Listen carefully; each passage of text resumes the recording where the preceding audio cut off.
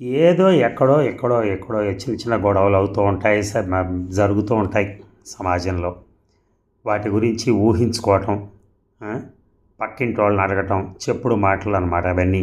అవి వాళ్ళు వచ్చి ఏదో చెప్తారు, అక్కడ జరిగేది ఒకటి జరుగుతుంది, ఇక్కడ వీడు చెప్పేది ఇంకోటి చెప్తూ ఉంటాడు.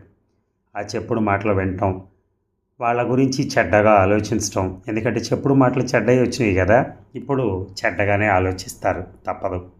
అలా ఆలోచించటం మానేస్తే కానీ మన జీవితం సార్థకమైనట్టు కాదు.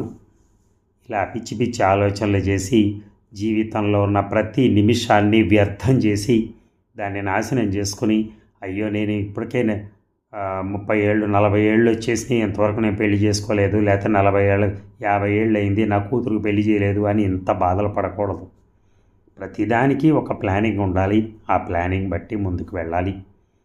అది ఆలోచించుకుని చేసుకుంటే సరిపోతుంది. అంతేగాని అత్యధికమైన ఆలోచనలు చేసుకొని ఊహించుకోవటాలు ఇవన్నీ పనికిరావు. దండగ.